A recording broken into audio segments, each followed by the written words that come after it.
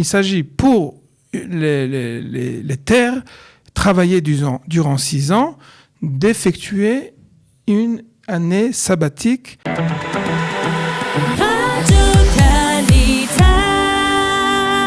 Et nous retrouvons le Rav Avraham Drey pour répondre à vos questions. Rav Drey, bonjour. Shalom uvracha. Shalom, shalom. Alors, on va parler, parce que ça arrive à grands pas, de la Shemitah. Alors, je vous rassure, on ne va pas parler de la Shemitah en 12 minutes, parce qu'il y a beaucoup de choses à dire. Impossible. Mission impossible. Voilà, on va parler aujourd'hui... De façon spécifique. Ouais, plutôt de tout ce qui se concerne la Shemitah, on va dire particulière. C'est-à-dire, si on a des plantes à la maison, si on a un jardin... Qu'est-ce qu'on fait avec le gazon, etc., etc. Très bien. Et ce sont des questions qui nous sont posées. Et donc, on va commencer peut-être par d'abord une définition très générale. Qu'est-ce que c'est la Shemitah ? L'année sabbatique, 6 ans durant, tu te préoccuperas de tes semences. Tu pourras également labourer, tu pourras également travailler ton terrain.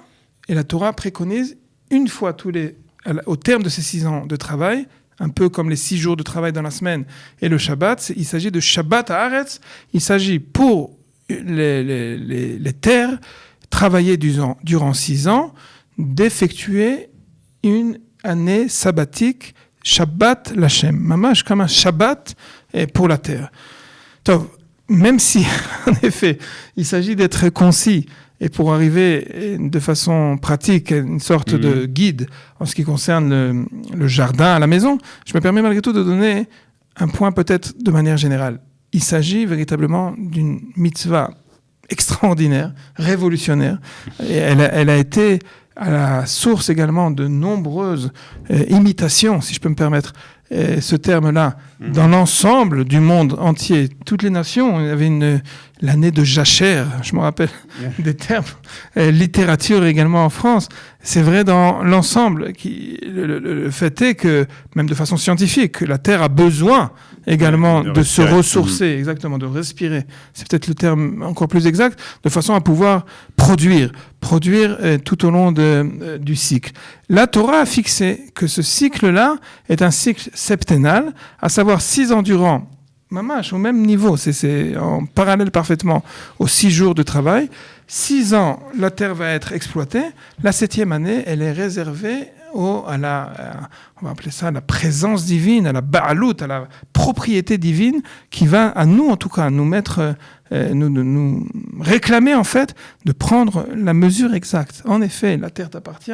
En effet, la terre est à ta disposition, mais c'est Dieu, Akadosh Baruch Hu lui-même, qui te l'a donné. C'est Dieu qui te donne la permission et même le devoir de l'exploiter, mais il faut savoir prendre la mesure exacte du lien que l'homme a à la terre, du lien, de manière, ça c'est vrai à titre individuel, mais de manière clalite, du lien que la nation juive a sur la terre d'Israël. Ça c'est un pérec à part entière. Alors ça c'est donc l'idée générale, et comme toutes les idées dans le judaïsme sont liées à des maasim, à des actions dans la pratique. Alors là aussi, il y a beaucoup, bien entendu, de halachot concernant la Shemitah. On va parler plus particulièrement, donc, comme nous l'avons dit, de tout ce qui concerne l'entretien jardins, les jardins, et puis aussi si on a des plantes à la maison, puisque là aussi, concernant les plantes, il faut faire attention, il y a des choses à respecter. C'est intéressant de savoir que même si notre civilisation urbaine aujourd'hui, c'est vrai que le rêve d'avoir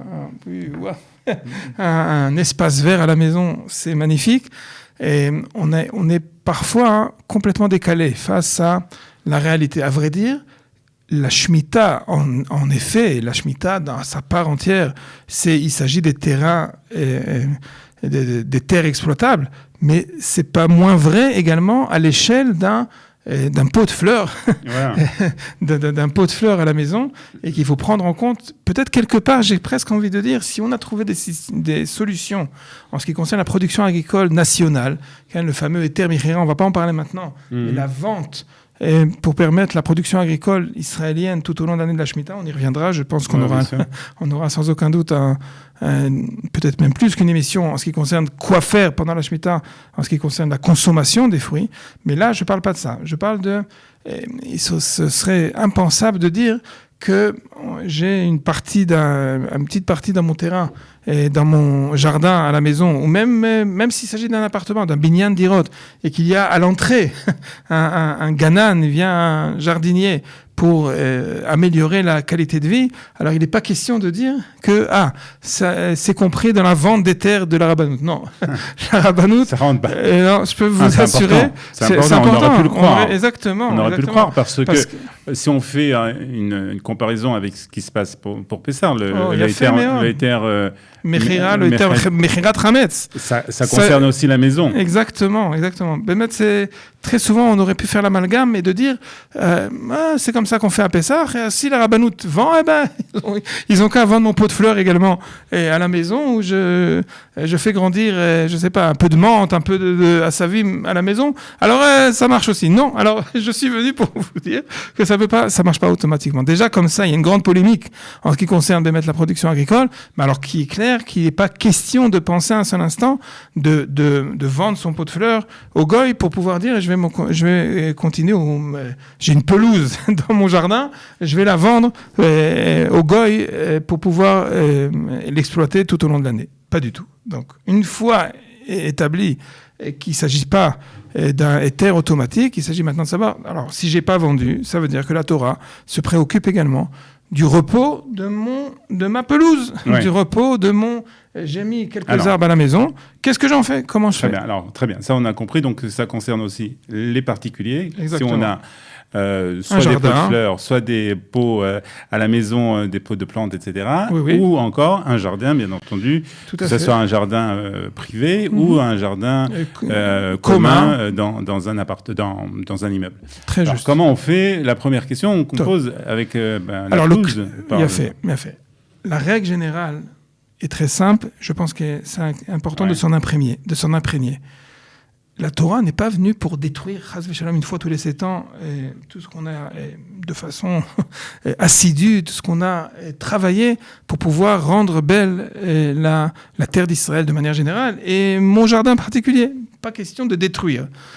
Il faut comprendre que tout ce qui concerne le kiyum, ça s'appelle dans la Mishnah de Shvi'it, et c'est également, de manière générale, un moussag yesod, une notion essentielle en ce qui concerne les règles de la Shemitah, que tout ce qui concerne de conserver la production agricole, conserver la pelouse, ou de faire en sorte de conserver l'environnement agricole, bien évidemment, non seulement c'est permis, c'est même recommandé. Il va falloir trouver le moyen exact pour pouvoir établir qu'il ne s'agit pas pendant un an de détruire chas v'shalom tout ce qu'on a avec beaucoup d'efforts planté et même développé.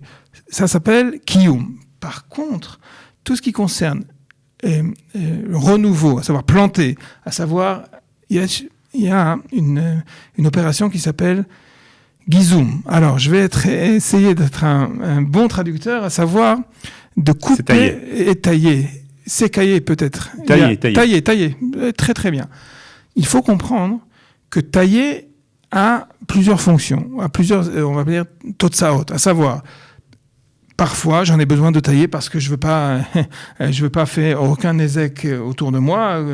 L'arbre s'est étendu également sur le trottoir ou bien sur la propriété de mon voisin. Donc ça c'est clair que tout ce qui concerne tailler pour éviter un ézec, c'est permis. Mais attention, il faut comprendre également qu'un des tipoulim, un des entretiens de la guina, c'est justement tailler. Vous demanderez à n'importe quel, je ne suis pas particulièrement professionnel, mais tout jardinier vous dira que très souvent on a besoin de faire un taillage justement pour pouvoir entretenir la production de l'arbre lui-même. Et ça, si le fait d'enlever des branches ou le fait c'est pour permettre en fait de mieux repousser, ça c'est interdit. Ça fait partie des mélachot interdits dans la Shemitah et par conséquent, on va dire ça, je ne peux pas rentrer dans tous les détails, mais je vais dire de manière générale.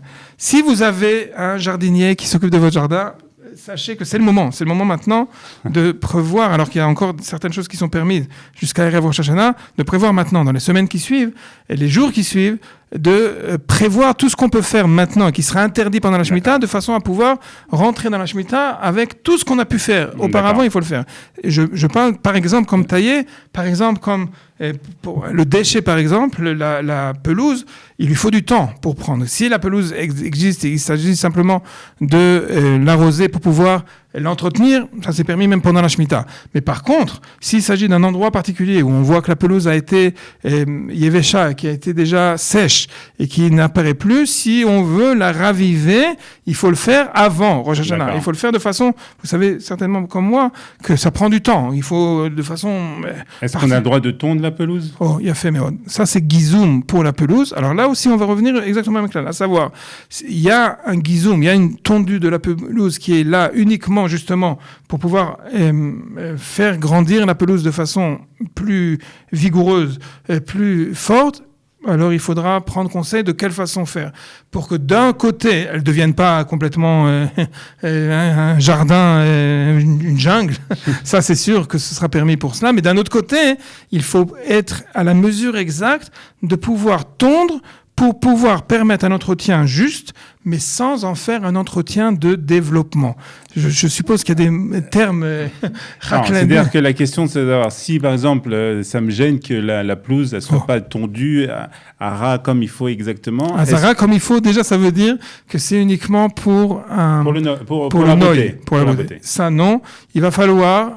Si j'avais l'habitude de la tondre une fois par semaine, une fois tous les 10 jours, alors je vais être plus, on va appeler ça plus clément, avec la pelouse aussi à droit. On va espacer plus exactement le nombre de... Alors c'est quoi les gvoulottes, c'est quoi les limites? D'un côté, il n'est pas question de les afkir, il n'est pas question qu'elles grandissent, mais d'un autre côté, ça peut pas être non plus, je sais pas, tous les rêves d'avoir une pelouse comme un stade olympique, ça c'est pas possible pendant la Shemitah. Ou comme les jardins de Versailles. Oh, il a fait, mais ça j'ai même pas eu l'idée qui m'est apparue, ça non.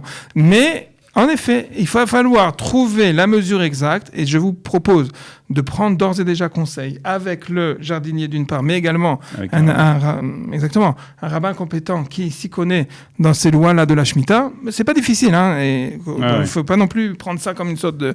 C'est parfaitement... Je me permets à faire plus que cela. La Torah appelle ceux qui sont shomrei shvi'it Giborei koach oseh devaro, qui sont capables d'avoir confiance en Kadosh Baruch Hu. Si Kadosh Baruch Hu nous a donné une mitzvah comme ça, à la fois pour faire apparaître, pour découvrir en fait la kedusha de la terre d'Israël, il faut au contraire prendre ça avec toute la responsabilité et pas dire c'est encore un casse-tête. Pas du tout, c'est pas un casse-tête. Il faut s'y préparer, il faut prendre conseil, mais c'est une mitzvah particulièrement. Nos pères ont pleuré pour pouvoir arriver sur la terre d'Israël, pour pouvoir accomplir cette mitzvah. Alors nous, on a le mérite, on va le faire comme il faut. Alors ce qu'on va retenir quand même, c'est important, c'est que juste aussi, pas seulement pour les terrains agricoles, mais pour également les guinottes individuelles etc. Et communes également, il y a un devoir de s'y préparer auparavant. Voilà, et de faire attention. Il n'y a pas des termes rien, c'est pas possible de dire que la rabbanoute va vendre. Non, la rabbanoute va s'en occuper en ce qui concerne les productions agricoles, mais certainement pas pour ma pelouse à la maison. C'était très important. Merci beaucoup, Rav Dereri, donc rabbin de Gomel Chesed, la communauté d'Ashdod, chez Darim, qui fait le lien entre les rabbins francophones en Israël et les rabbins des communautés en France et directeur du desk Mizrahi. Du desk Tzarfat au Mizrahi. Voilà, du desk Tzarfat au Mizrahi, c'est un programme en collaboration avec Kalita. Merci beaucoup. Toda Rabba, Toda Rabba. Shalom, shalom. Shalom.